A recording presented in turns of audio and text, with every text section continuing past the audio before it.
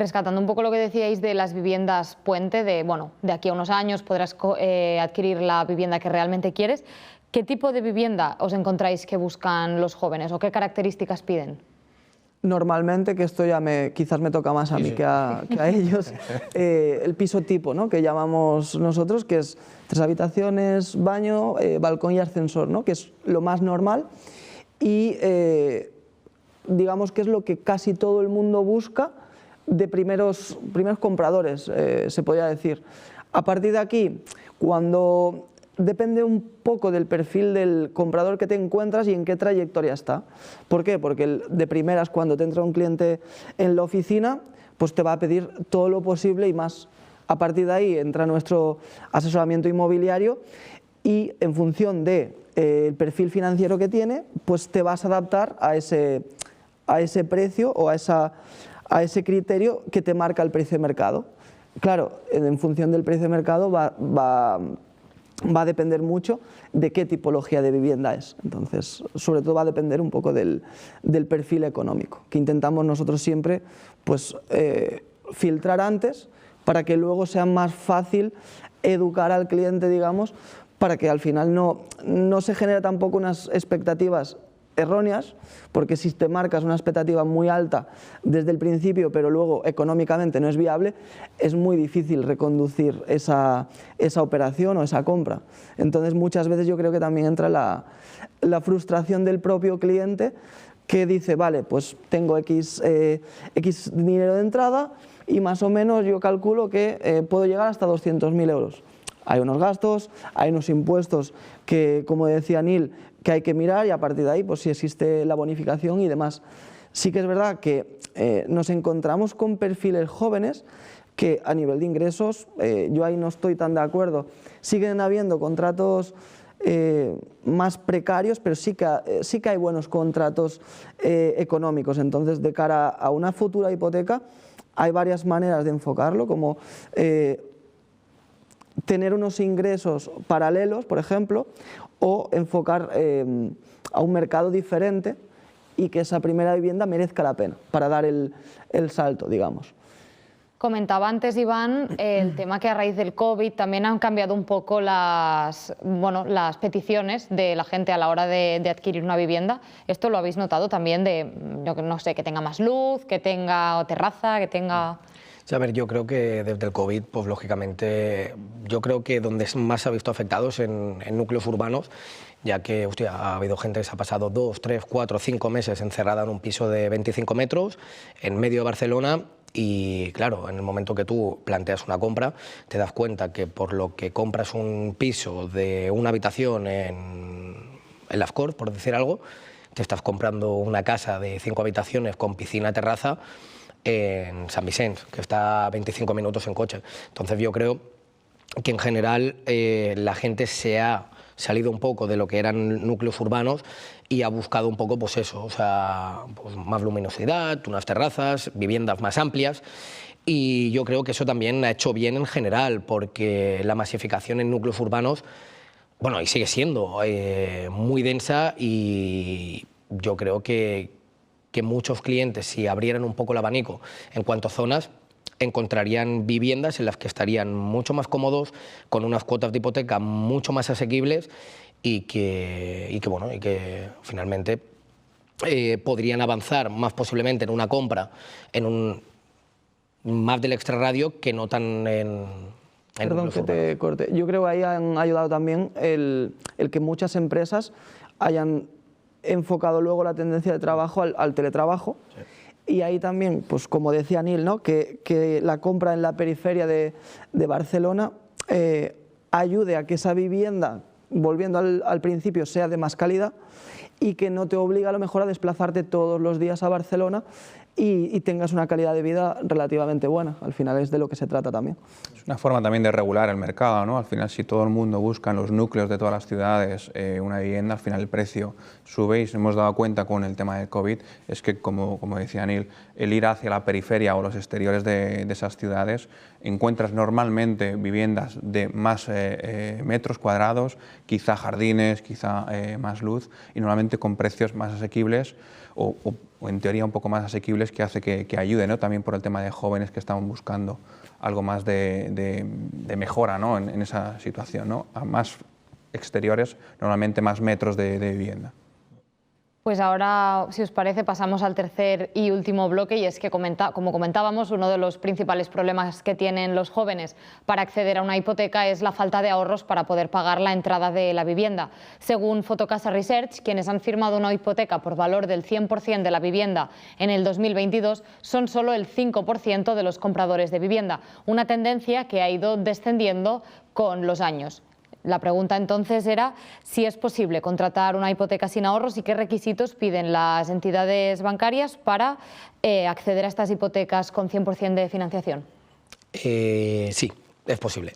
Sí, es posible. Sé que es verdad que hay que cumplir ciertos requisitos, pero sí, bueno, o sea, de hecho nosotros tenemos un gran nicho de mercado, son hipotecas así, o sea, de financiaciones por encima del 90%, ya que, bueno, remontándonos un poco atrás, pues no hay ahorro, hay falta de ahorro, entonces lo que sí que muchas veces hay es un apoyo familiar.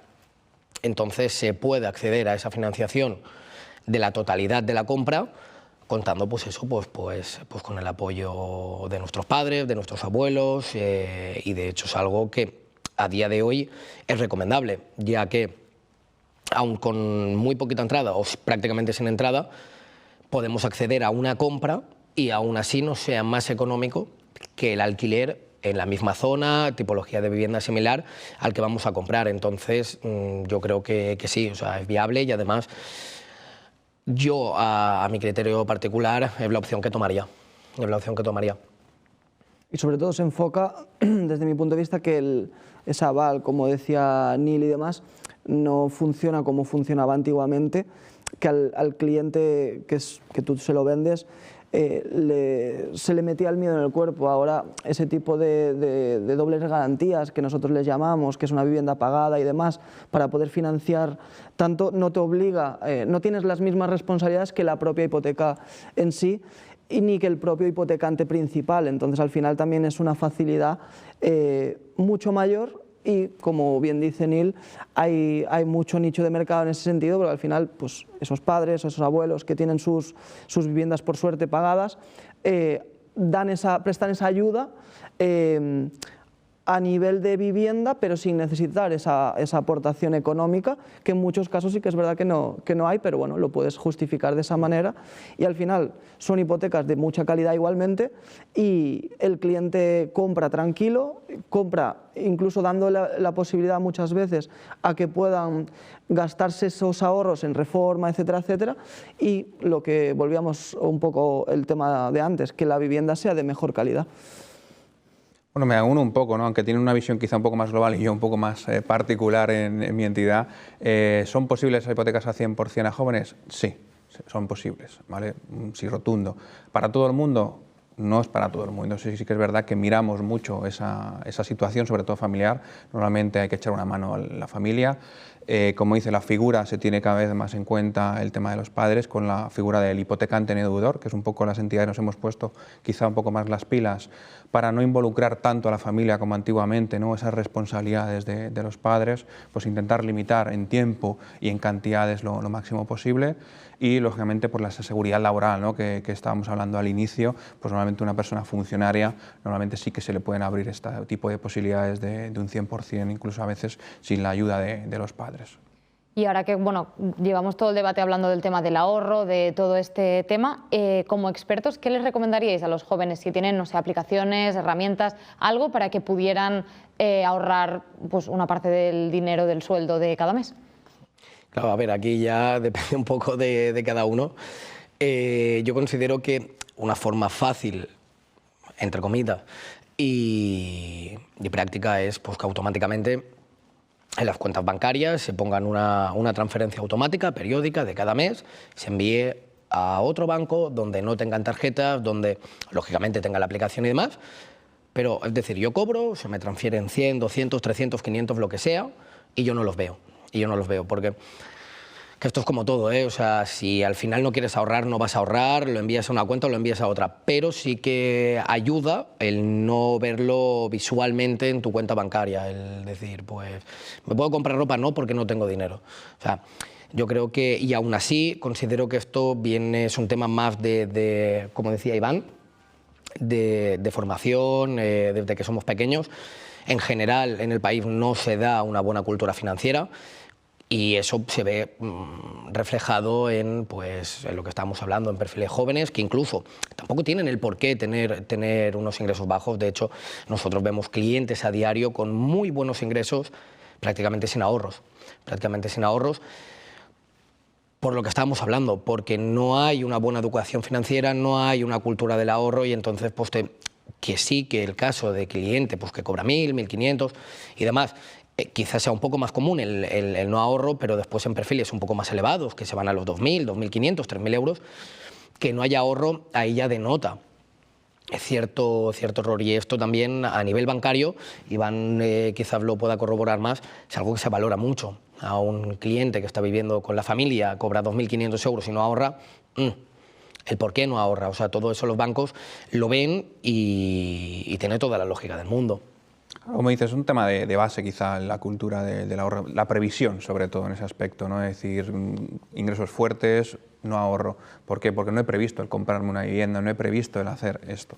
Entonces, bueno, sí existen aplicaciones. Yo creo que hoy en día todas las entidades tenemos aplicaciones, tenemos apps, cuentas de ahorro para, como dices, ir apartando ese capital, ¿no? Porque como dices, si lo veo en la cuenta me lo gasto. Entonces, hoy en día somos muy visuales en ese sentido y si lo veo acabo gastándolo. Raro es el joven hoy en día que va como una hormiguita guardando y dice, pues si gano 10, me gasto 8 o me gasto 5, me gasto 3, pues bueno, ahorra 1, ahorra 2. Con este tipo de aplicaciones hay muchas startups o las propias entidades que tenemos para ir separando, ¿no? ese dinero. Sí, y además yo creo que también viene un poco de lo que hablábamos de base, ¿no? De la educación que traes de casa, digamos, porque al final te encuentras perfiles muy jóvenes con no tantos ingresos muchas veces, pero que han ido responsabilizándose desde el principio y ya vienen con esa educación previa. Entonces, muchas veces lo hablamos, ostras, ¿cómo has hecho para ahorrar tanto en tan poco tiempo? Con lo joven que eres, ostras, nos encontramos casos que sí que hay esta capacidad de ahorro, pero va un poco en función de la persona y de sus responsabilidades que tiene internamente.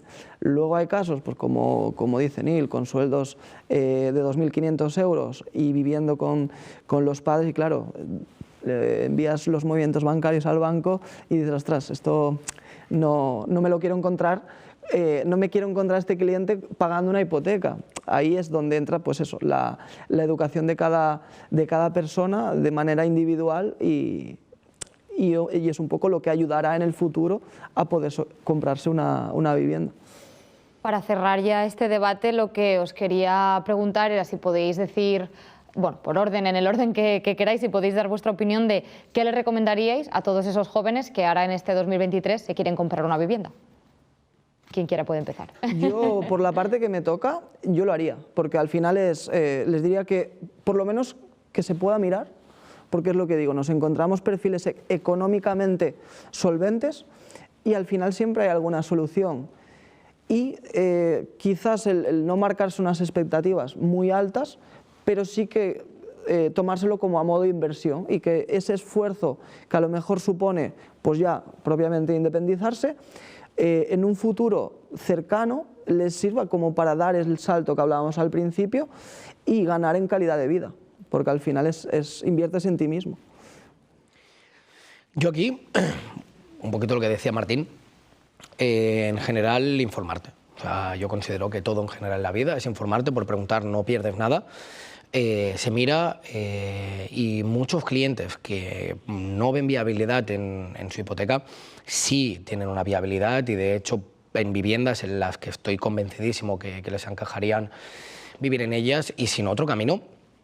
Si estás bien con tus padres, ya que está genial, no hay problema, compra y alquila. O sea, yo creo que el adquirir patrimonio siempre es bueno, siempre es una inversión y siempre lo será. O sea, es decir, si ahora mismo no puedes adquirir la vivienda en la que te gustaría vivir, compra, no te esperes, compra, que pasen los años, tú ya tienes tu patrimonio, tú ya tienes un bien inmueble que seguramente se irá revalorizando, lo alquilas tienes una rentabilidad, ya no entremos en si es más grande o más pequeña, tienes una rentabilidad, no tienes un coste y tú ya tienes un patrimonio que se va amortizando financieramente y pues en 2, 3, 4, 5, 10, 15 años será una vivienda, como ya habíamos explicado, revalorizada, con menos hipoteca y tú ya tendrás algo para poder entrar a negociar con las entidades, que en general yo considero que sí, que igual que en una parte no tenemos muy buena educación financiera, algo que considero que sí que tenemos muy buenos, que tenemos la costumbre de la compra. Y es algo muy bueno, porque como patrimonio es muy importante tener un patrimonio, contra antes empieces, pues mejor. Pues bueno, mi opinión sería definitiva, un poco como dice en la línea, ¿no? Todo el cliente, esa persona joven que quiera comprar este 2023, le animo a que lo haga y sobre todo que se informe, que se asesore. Hoy en día en España hay muy buenos profesionales en el sector inmobiliario o si no en sus propias entidades, pero sobre todo en el sector inmobiliario que le eche una mano. Y que se asesore, que se informe de todo ello, porque se puede, o bien de una manera o de otra, posiblemente pueda hacerlo, o que no, de cara a esa previsión a futuro. Pues muchas gracias, Iván Gutiérrez, Martín Nedrosa, Nil Font, muchas gracias a los tres por acompanyar-nos en el debate de hoy. A ti. I fins aquí el programa d'avui. Nosaltres tornem la propera setmana amb més Parlant amb Crèdit.